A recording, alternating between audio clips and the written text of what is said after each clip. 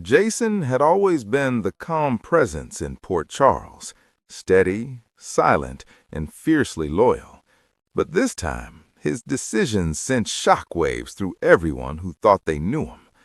It started when rumors spread that sensitive information about several families in town had been quietly collected and stored by an unknown source. No one knew who had done it or why. Tension grew as trust began to crumble between friends, partners, and even relatives. Carly was the first to sense something was off. She noticed Jason spending more time away, making phone calls in private and meeting with people he usually avoided. When she confronted him, Jason didn't deny it. Instead, he calmly told her that he was trying to prevent a bigger problem from erupting in Port Charles. Meanwhile, Sonny began to hear whispers that someone was attempting to expose long-buried secrets. He initially suspected an outsider, but the trail kept circling back to someone very close to him. The thought that Jason could be involved seemed impossible, until Brick confirmed that Jason had accessed old files and security archives without telling anyone.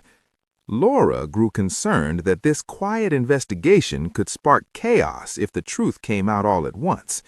She urged Jason to slow down and think about the consequences, but Jason insisted that the town deserved honesty before hidden issues turned into public scandals.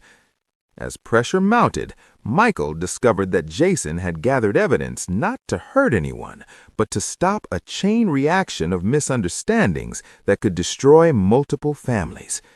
Jason believed that if the truth surfaced in a controlled way, people would have a chance to explain themselves before rumors twisted everything. The turning point came when Jason called a private meeting with several key people. Instead of revealing everything publicly, he handed over the information to those directly involved, giving them the opportunity to address the issues privately and make things right. The room fell silent. No one expected Jason to take on such a risky role, acting as a mediator rather than an enforcer. His unexpected action wasn't about exposing anyone. It was about protecting Port Charles from a storm of suspicion and mistrust. By the end of the night, relationships were strained but intact. Some secrets were acknowledged, apologies were made, and difficult conversations began behind closed doors. Carly later admitted that Jason's quiet strategy may have saved the town from a far worse outcome. Sonny, though unsettled, respected Jason's intention, and Laura realized that sometimes the bravest move isn't confrontation, it's creating space for the truth to be handled with care. For once, Jason's silence had spoken louder than any dramatic revelation. The days after Jason's private meeting felt unusually quiet in Port Charles. No loud confrontations, no public accusations, just a heady stillness, as if everyone were walking on thin ice, careful not to crack what little calm remained. Carly noticed the change first. Friends who normally filled the Metro court with chatter now spoke in hushed tones. Friends sat across from each other with thoughtful expressions, choosing their words carefully. Whatever Jason had handed over in that room was clearly powerful enough to make people rethink their next steps. Sonny, meanwhile, struggled with mixed feelings. He trusted Jason more than anyone, but not knowing the full scope of what had been uncovered unsettled him. When he finally asked Jason how deep the situation went, Jason simply replied, "Deep enough that it's better handled quietly than loudly." Laura began receiving subtle requests for private meetings at her office. Individuals wanted advice on how to approach difficult conversations, how to admit past mistakes, and how to repair strained relationships before misunderstandings grew worse. She realized Jason's approach had shifted the town's focus from blame to accountability. Michael found himself in a tough spot after learning that one of the documents Jason had shared involved a misunderstanding from years ago that had quietly influenced several recent decisions. Instead of reacting defensively, he chose to sit down with the person involved and clear the air. It wasn't easy, but it was necessary. What surprised everyone most was how Jason stayed out of the spotlight. He didn't follow up, didn't ask for credit, and didn't insert himself into the outcomes. He simply stepped back, letting people handle their own truths. But not everyone was comfortable with this calm. Whispers began circulating that someone outside the original group had caught wind of what happened. Bits and pieces of information were starting to leak, not enough to expose anything, but enough to stir curiosity. Jason quickly realized that if these fragments spread without context, they could undo all the careful work he had set in motion. Late one evening, Brick approached Jason with a warning. Someone had been asking questions about the old archives Jason accessed, someone persistent. Jason's expression hardened. For the first time since the meeting, he looked concerned. He knew the difference between secrets being handled privately and rumors being weaponized publicly. If the wrong person pieced together the fragments, Port Charles could still face the chaos he had tried to prevent. Carly sensed the shift in him immediately. "It's not over, is it?" she asked. Jason shook his head slightly. "I thought giving people a chance would be enough. Now I have to make sure no one takes that chance away from them." As night fell over Port Charles, Jason prepared for another quiet mission, not to reveal anything, but to protect the fragile peace he had created.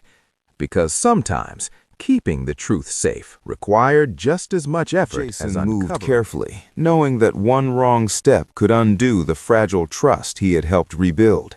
He met Brick in a discreet location to review what little they had learned. Someone had been tracing digital footprints tied to the old archives, not with the skill of a professional hacker, but with the persistence of someone determined to uncover a story. What troubled Jason wasn't the search itself, but the timing. The inquiries began only after the private meeting. That meant someone in the room might have spoken out of turn, or someone had been watching more closely than they realized. Laura, sensing the tension rising again, called Jason to her office. She reminded him that the town was still in a delicate place. "People are trying to fix things," she said gently. "If fear creeps back in, they'll retreat into silence again." Jason nodded. He understood. His goal had never been control. It was stability. But stability required vigilance. Meanwhile, Carly noticed a familiar face lingering around the Metro court more often than usual, casually striking up conversations and asking subtle questions about recent events. It didn't seem suspicious at first, but Carly's instincts rarely failed her. She quietly passed the information to Jason. Michael, too, began to feel the pressure. Someone approached him with vague hints, suggesting they knew that important conversations had taken place behind closed doors. Michael refused to engage, but the encounter confirmed Jason's fear. Curiosity was turning into speculation. Jason decided the best defense wasn't confrontation, it was clarity. He began reaching out one by one to the people from the meeting, urging them to stay calm and consistent. No added stories, no emotional reactions, just quiet focus on repairing what needed repairing. The tension peaked when Brick identified the person digging into the archives, a local freelance reporter hoping to uncover a major story that could put Port Charles in the headlines. The reporter didn't know the full picture, only that something significant had happened and that Jason Morgan's name kept appearing in unexpected places. Jason realized this wasn't malice, it was ambition mixed with curiosity. Instead of threatening or warning, Jason made an unexpected choice. He requested a meeting. When they sat across from each other, the reporter expected denial or intimidation. Instead, Jason spoke calmly. He explained that chasing half-formed clues could harm people who were already trying to make things right. He didn't offer details, only perspective. "You're looking for a story," Jason said, "but sometimes the real story is people choosing to do better without an audience." The reporter studied him for a long moment, then slowly nodded. There was sincerity in Jason's words that couldn't be ignored. The pursuit quietly stopped. Back in Port Charles, the atmosphere began to lighten again. Conversations grew easier. Smiles returned. The fragile peace held. Carly later told Jason she had never seen him handle a situation quite like this. "You didn't fight, you guided." Jason shrugged slightly. Not every problem needs force. Sometimes it just needs patience. And for the first time in a long while, Port Charles felt like a town learning from its past rather than running from it, all because Jason chose a path no one saw coming. At Kelly's, conversations were warmer. At the Metro Court, laughter returned to the lobby. People who had been avoiding each other were now sitting down for coffee, having the difficult talks Jason hoped they would have. The quiet honesty he set in motion was slowly turning into real healing. But Jason knew peace could be temporary if left unattended. One evening he received a message from an unknown number. "You stopped the story once, you won't be able to stop the next one." Jason stared at the screen without reacting. The message wasn't loud or threatening, but it confirmed what he feared. Someone else had picked up the trail the reporter had abandoned. He showed the message to Brick, who traced it to a public device, untraceable, intentional. Meanwhile, Laura noticed a new wave of unease creeping into town. Not panic, but awareness, a feeling that something unfinished still lingered in the background. Carly confronted Jason again. "You handled everything the right way, so why does it feel like this isn't over?" Jason answered honestly, "Because someone out there thinks the truth is more valuable as a spectacle than as a solution." Michael soon realized he was being watched, not followed, but observed. The same car parked across from his office 2 days in a row. When he mentioned it to Jason, the pattern became clearer. Whoever this was, they weren't looking for information anymore. They were trying to create pressure. Jason made a difficult decision.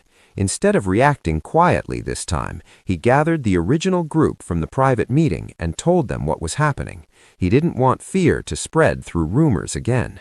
"We handled this together once. We handle it together again," calmly. What surprised everyone was how ready they were. No panic, no blame, just a shared understanding that protecting the progress they'd made mattered more than hiding from the situation. Laura suggested a simple strategy: transparency without exposure. If anyone asked questions, they would openly acknowledge that important personal matters had been addressed privately and respectfully. No secrets, no details, just confidence. Days passed and the mysterious pressure faded. The parked car disappeared, the messages stopped.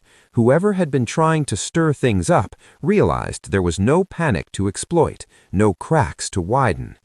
Jason finally allowed himself a rare moment of relief. Sitting at the docks, Carly joined him. "You know," she said, "for someone who barely talks, you managed to teach this entire town how to communicate." Jason gave a faint smile. "I just gave them the chance." As the sun set over the water, Port Charles felt steadier than it had in a long time, not because secrets were buried and not because they were exposed, but because people chose to handle them with care. And for once, Jason's most powerful move wasn't something he did in the shadows. It was something he inspired in the light.